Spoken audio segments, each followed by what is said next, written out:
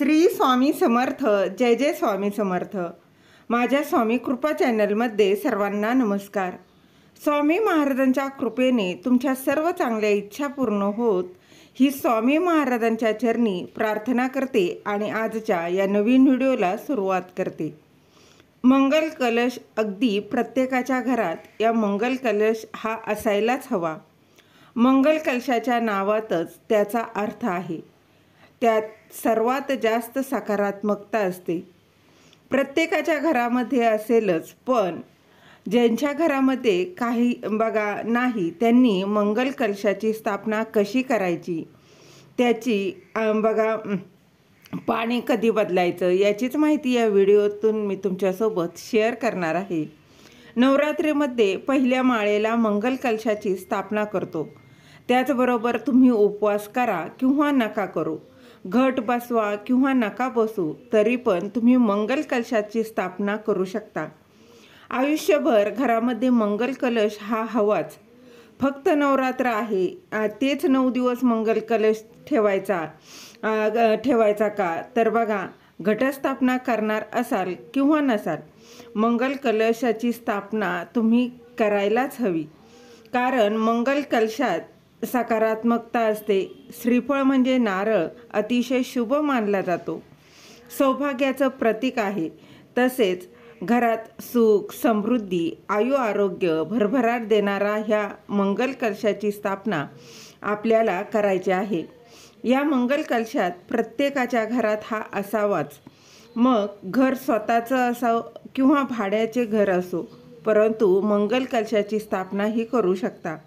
अगदी विधवा स्त्री असेल तरी देखील या मंगल कलशाची स्थापना करू शकते. सासूबाई वेगळी राहतात, त्यांच्या घरात आहे, तरी देखील तुम्ही तुमच्या घरात मंगल कलशाची स्थापना करू शकता. नवरात्रीच्या पहिल्या दिवशीच या मंगल कलशाची स्थापना करा. त्याचबरोबर मासिक धर्म आला असेल, विटाळा आला तर कोणालाही कोणत्याही शुभ दिवशी, जसं की मंगळवार आहे, शुक्रवार आहे, परंतु जास्तीत जास्त पहिल्या माळेला या मंगल कलशाची स्थापना करा. मंगल कलशाच्या स्थापनेसाठी काय काय लागणार आहे तर सर्वात आधी हा पाण्याने भरलेला कलश लागणार आहे. त्यानंतर थोडे अखंड तांदूळ 1 प्लेट लागणार आहे. त्यानंतर किंवा 1 डिश घ्यायची आहे. त्यानंतर हळद, कुंकू, सुपारी, 1 नाणं, फूल, ह्या वस्तू ज्या आहेत त्या घ्यायच्या आहे. सर्वात आधी डिशमध्ये तांदूळ घ्यायचे आहे. तुम्हाला हळदी कुंकू टाकून घेऊ शकता. तांदळाने स्वस्तिक काढून घेऊ शकता. गोल पसरवून तुम्ही घेऊ शकता. त्यानंतर हा मंगल कलश ठेवून घ्यायचा आहे. त्यानंतर कलशात 1 नाणं, सुपारी, हळद कुंकू आणि 1 फूल, अखंड तांदूळ जे आहेत म्हणजेच अक्षता थोड्याशा टाकायच्या आहे. आणि त्याची स्थापना करताना कुलदेवीचं स्मरण करायचं किंवा अनावार्नो मंत्र म्हणायचा आहे.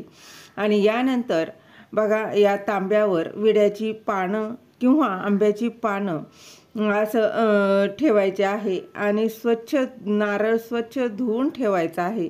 पानं देखील स्वच्छ धुवायचं आहे आणि मग ती ठेवायची आहे. त्यानंतर कलशावर स्वस्तिक कुंकवानं काढा. नंतर खालून वर कुंकवाने रेषा मारून घ्यायच्या आहे. त्यावर नारळ ठेवायचा आहे. कलशावर हळद कुंकू वाहून घ्या. ही मंगल कलशाची अतिशय साधी सोपी अशी पद्धत आहे. हा कलश असाच ठेवून रोज आपण जेव्हा दिवाबत्ती करतो तेव्हा त्या कलशाला हळद कुंकू लावून धूप दीप ओवाळायचं असतं. आता कलश कुठे ठेवायचा तर देवाच्या उजव्या बाजूला म्हणजेच आपल्या डाव्या बाजूला ठेवायचा असतो. असा देवघरातच हा मंगल कलश ठेवायचा, परंतु खाली डायरेक्ट ठेवायचा नाही.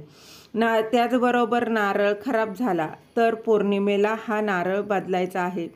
पाणी एखादा दिवस ठरवून घ्या, जसं की मंगळवार आहे, शुक्रवार आहे, या दिवशी तुम्हाला पाणी बदलायचं. त्याचबरोबर खाली जे तांदूळ ठेवलेले आहेत त्यासाठी देखील एखादा दिवस ठरवून घ्या, मंगळवार, शुक्रवार, आणि ते तांदूळ जे आहेत प्लेटमधले ते तुम्ही पक्ष्यांना खाऊ घालू शकता.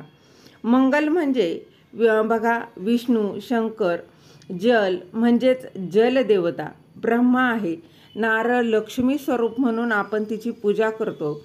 अशा या सर्व गुणांनी असणाऱ्या या मंगल कलशाची स्थापना आपल्या प्रत्येकाच्या घरात आवर्जून असायलाच हवी. मंगल कलश जर आपल्या घरात असेल तर आपल्या घरावर, आपल्या कुटुंबावर, आपल्या कुलदेवीचा आशीर्वाद हा असतो. म्हणूनच प्रत्येकाच्या घरात बघा मंगल कलशाची स्थापना ही असायलाच हवी.